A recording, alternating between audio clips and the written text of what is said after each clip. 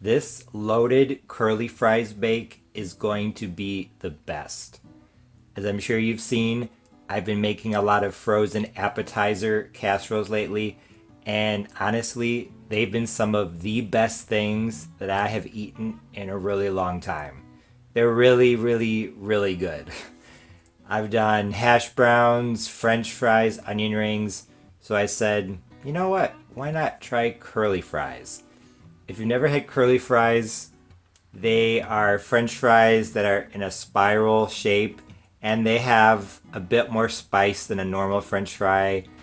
I think probably paprika, garlic powder, onion powder, things like that. They're really good, really flavorful.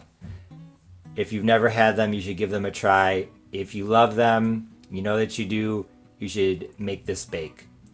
I'm starting out with one, how many ounces is it? 128-ounce bag of frozen curly fries, 793 grams. I prepare them according to the package directions. 450 Fahrenheit, 14 minutes. I turn them over at the 10-minute mark. Put those off to the side. I sauteed onion, green bell pepper, and red bell pepper. I would say 3/4 of a pound of onion and 3/4 of a pound of both the red and green bell pepper together. Tablespoon of butter, tablespoon of canola oil. I put everything in the pan at the same time, sauteed for 10 minutes. Of course, I have my cheese, 1 8-ounce block of Colby Jack, going through a Colby Jack phase, 1 cup, as I measured 240 grams of sour cream. I'm using light, but I think I'm honestly going to add another 2 tablespoons, but as always with cooking, you can always add more later. It's really hard to take away. When I was researching this recipe for loaded curly fries, I saw some recipes with cheese and bacon. I have some smoked ham that is nearing the expiration date, so I'm thinking about adding that. Like I said, some of the recipes had bacon, and I think that the smokiness of the ham will combine very nicely with the flavor of the curly fries. Like I said, they're really well spiced already. If I add that, I'm not 100% sure, I probably will. It's 9 ounces. I'm also going to do a packet of onion soup mix, and I have a container for spices. I'm honestly almost positive I'm going to add some, but just in case I don't want to add them right away. As in, I'm going to mix everything together, then I'm going to try it, because like I said, the curly fries, they already have a lot of flavor, and I don't want to over flavor them or cover up their flavor. So I'm going to try it, and if it needs some spice, I will add it. If not, then I won't, because like I said, it's much easier to add more later than it is to take away.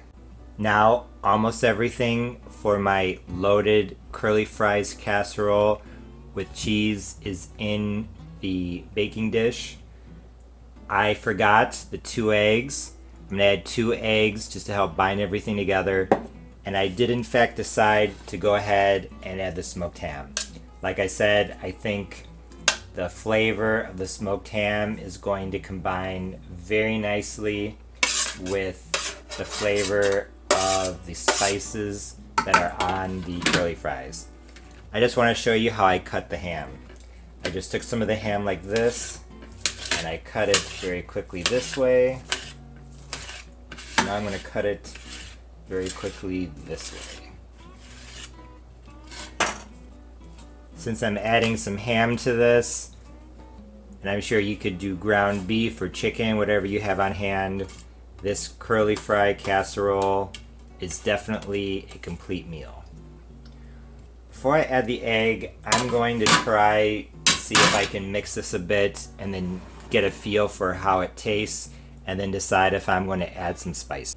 My curly fries bake is coming along very nicely. I added the 2 tablespoons of sour cream, so now a total of 270 grams. Like I said, you can add more later. I beat my eggs and I tasted it, and the fries themselves are good, but the onions are kind of a little under seasoned for my taste. So I'm going to add in a quarter of a teaspoon each of garlic powder, onion powder, and black pepper. I'm going to bake this uncovered at 350 for, I'm guessing, 45 minutes. I will let you know. I just pulled my curly fries casserole out of the oven. It was in at 350 uncovered for 45 minutes. It smells incredible. This both looked and smelled absolutely delicious, so I really had to control myself to wait for it to cool down before I could try it. Honestly, this loaded curly fries bake was one of the best things that I have eaten in a very long time. All of the flavors in this casserole came together just perfectly. The tanginess of the cheese and the sour cream, the sweetness of the onions and peppers, the smokiness of the ham, and of course, the spiciness of the curly fries themselves. Like I said earlier in the video, curly fries have a lot of flavor on their own because of the spices, and I think I did a really good job of not overpowering the flavor of the curly fries themselves while still making the flavor even better. I also really like the texture of this casserole. It was crispy on the top and soft on the inside. And in regards to the curly fries themselves, I really liked how they remained crispy on the outside and soft and fluffy on the inside, no matter if they were on the top or in the middle of the casserole. Although I think that this recipe is fairly versatile, so you could change up some of the ingredients to suit your taste, I highly recommend that you add the smoked meat. I've used smoked ham in a lot of my other casseroles that was similar to this, and honestly, I think that it just adds so much flavor. I guess there's a reason why Southern chefs very often use smoked ham hocks or some other sort of smoked pork or even smoked turkey in their collard greens, beans, things like that. Smoked meat adds a ton of flavor. Although I think that you could definitely make a vegetarian version of this casserole and it would be good, like I said, I highly recommend adding the smoked ham or maybe smoked turkey, some sort of smoked lunch meat, because I think that the smokiness of the ham combines perfectly with the spiciness of the curly fries. Of all the frozen potato casseroles that I've done recently, it's hard for me to say which one is my favorite, but I can definitely say that this loaded curly fries casserole was one of my favorites. I honestly thought that this was perfect as is, so if I made this again, I wouldn't change anything. However, if you really wanted to, I think that a bit of extra spice would be good, so maybe some cayenne pepper or chili powder. Not a ton, but I think a little bit would be nice in this. Like I said, this loaded curly fries bake was absolutely delicious, so if you have some leftover curly fries or a bag of frozen curly fries, definitely give this recipe a try. It would be great for a simple meal, or if you are looking for a snack during the Super Bowl and you're tired of just normal appetizers or normal fries, definitely make this casserole. I know you'll fall in love with it at first bite. As always, thanks for watching. See you next time. Bye.